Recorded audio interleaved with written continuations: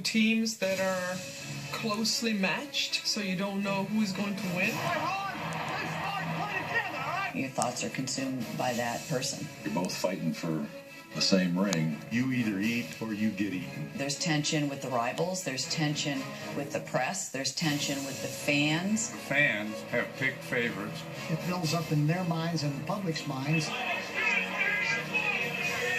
I would define a rivalry as two entities, either teams or individuals, that find themselves in competition to get to the top. They come with varying styles, varying ethos. The biggest element is that you use the other guy, the other team, as the standard.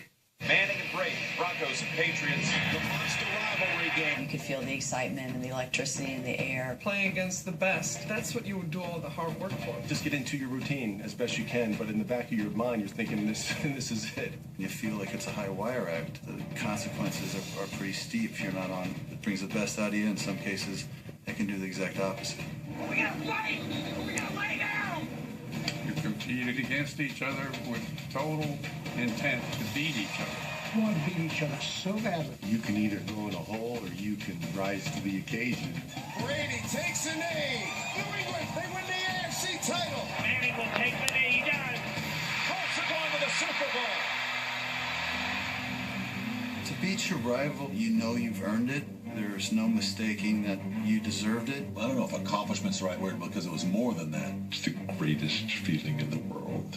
When you close your eyes and lie down that night, you can finally say to yourself, today, I did something. When you lose to them, you feel like you lost your dog. It's such a humbling feeling. There was nothing more dissatisfying or grating. They've gotten the best of you, and so you go, okay, not this time. Not going to happen, and you go there and it happens again. It's devastating. Really, the sooner you get back to work, the better off you are. Being the best in the world means entirely focused on it. People are captivated by rivalries because they feel like they're part of the rivalry. It doesn't end when the game's over. They go home and they talk about it. Big rivalries transcend sports. I don't think there's really anything close to this rivalry between Brady and Peyton Manning, the greatest quarterback rivalry ever. Peyton Manning is such a command in that field, better than anybody I've ever seen. Tom Brady is an exceptional person, and he does his thing with great effort and never gives up. They're two of the best quarterbacks that ever played the game. They're playing at the same time on really, really good teams. This rivalry between Peyton and Tom is one of a kind, and we're just privileged that we're here to see it. They won Super Bowls, have history, and year out, they're always putting up good numbers.